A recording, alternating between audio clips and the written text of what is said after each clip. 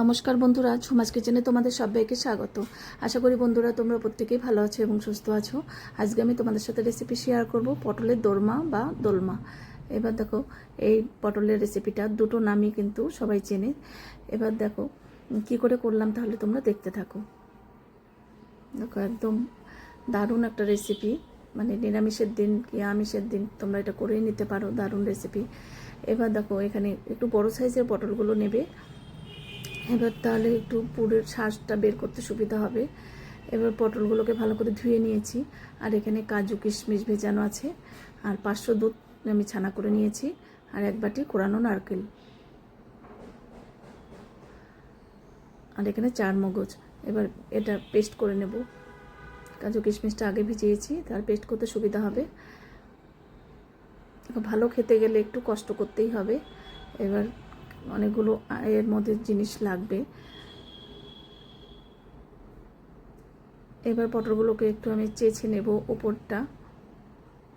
দেখো চাকুর উপরটা দিয়ে এভাবে চেঁচে নিচ্ছি।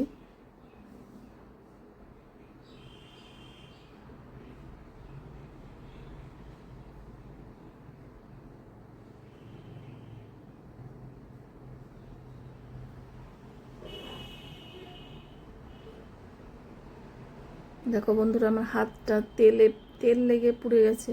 দেখো, রান্না করতে গেলে পুড়েও যাবে আবার কেটেও যাবে, ভয় করলে কিন্তু চলবে না। দেখো অনেকটা তেল আমার হাতের মধ্যে ছিটকে এসেছিলো মাছ ভাজতে। অনেকেই বলেছো বন্ধুরা তোমরা কি হয়েছে হাতে। দেখো তেল ফোসকা পড়ে একদম বাজে অবস্থা হয়েছিল, এখন একটু শুকিয়েছে।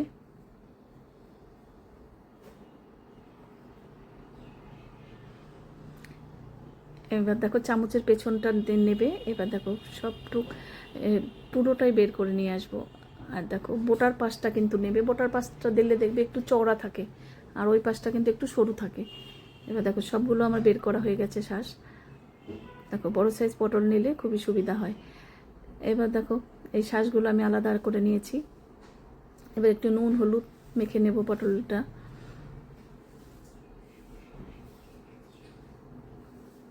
এই পটলের দোলমা রেসিপি তোমরা যদি না করে থাকো, একবার হলেও করবে, ভীষণ সুন্দর একটা রেসিপি।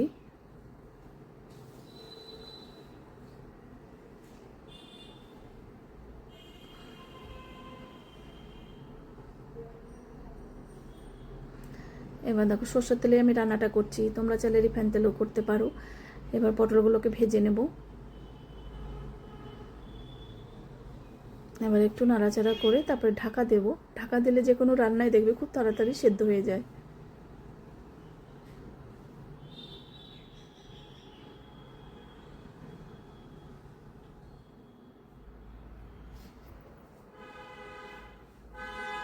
দেখো পটলগুলো ভাজা হয়ে গেছে, এবার তুলে নেব।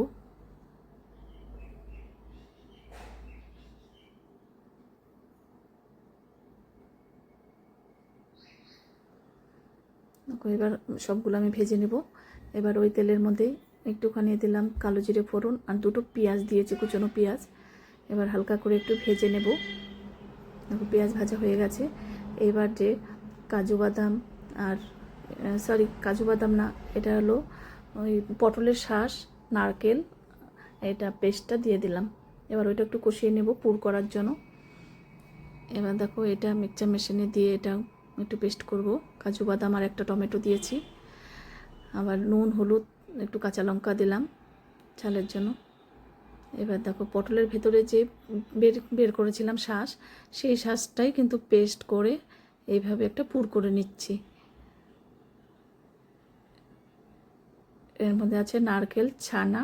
এই দেখো এবার ছানাটা দিলাম, আর এসে পটলের ভেতরে শাঁসটা। দেখো এই 3টে জিনিস একসাথে দিয়ে এইভাবে পুর করে নিলাম। এবার ছানাটাকে ভালো করে মিশিয়ে নেব। তোমরা চাইলে একটু চিনি দিতে পারো, পেঁয়াজ একটু মিষ্টি মিষ্টি, সেজন্য আমি আর মিষ্টি দিই নাই। দেখো এটা কিন্তু হয়ে গেছে, ঠান্ডা হলে আর একটু টাইট হয়ে যাবে। এবার নামিয়ে নেব।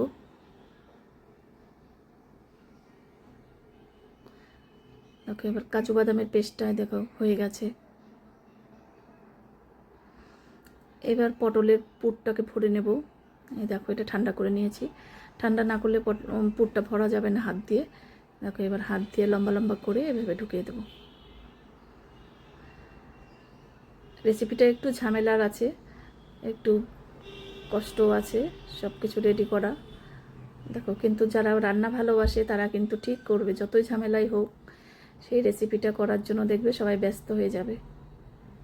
দেখো, আমার তো খুবই ভালো লাগে এসব রান্না, ঝামেলার রান্না করতে। দেখো, এবার ভরে নেব সবগুলো।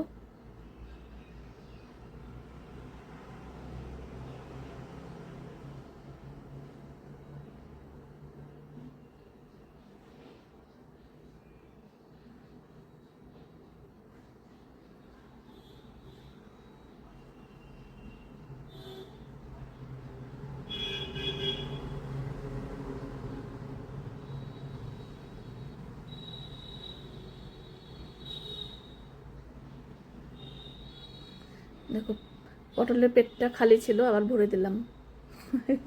কি দারুণ! দেখো, ভীষণ মজার একটা রেসিপি।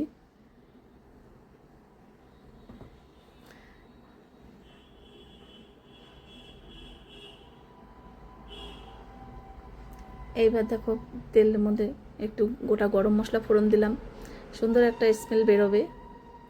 তারপর দেখো, আমি কাজু বাদামের পেস্টটা করে নিয়েছিলাম, সেইটা দিয়ে দেব।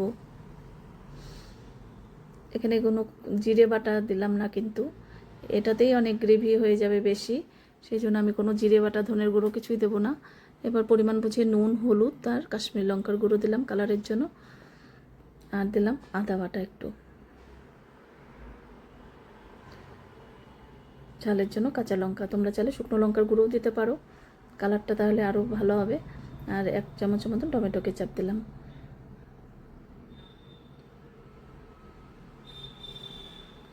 এবার কষিয়ে নেব। তোমরা চাইলে তেলটা একটু বাড়িয়েও দিতে পারো, আমি একটু কম তেলেই রান্না করি সবসময়। দেখো, তেলটা কিন্তু ছাড়তে শুরু করেছে, মশলা কষানো হয়ে গেছে। এবার গ্রেভির জন্য জল দিয়ে দিলাম।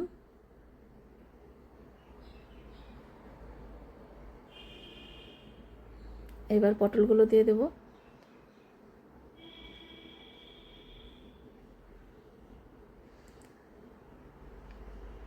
এই রান্নাটার রেসিপিটা যদি থাকে, দেখবে মাছ মাংসও কিন্তু আর ভালো লাগবে না এর সাথে।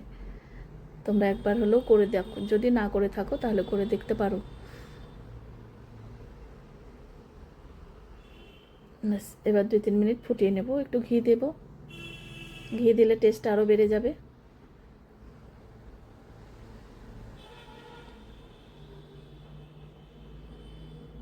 দেখো, পটল কিন্তু নরম হয়ে গেছে।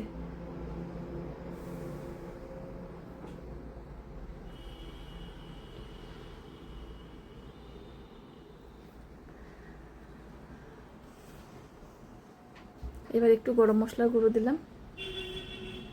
তোমাদের কাছে কেমন লাগলো রেসিপি অবশ্যই জানিও। তোমাদের কমেন্টের অপেক্ষায় আমি বসে থাকবো।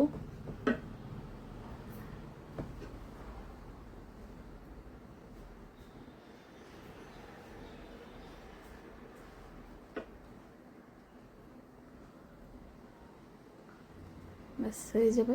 এবার কিন্তু আমি নামিয়ে নেব। তোমরা চাইলে এটা রুটি, পরোটা, ভাতের সাথে এটা বেশি ভালো লাগবে খেতে। এবার একটা থালায় সার্ভ করে দিচ্ছি। দুর্দান্ত একটা রেসিপি, তোমরা একবার হলেও করে দেখতে পারো। আজকে তাহলে আমি এখানেই রাখছি। এরপরের দিন আবার নতুন কোনো রেসিপি নিয়ে তোমাদের সামনে হাজির হয়ে যাব। তোমরা সবাই সুস্থ থেকো, ভালো থেকো। টাটা বন্ধুরা।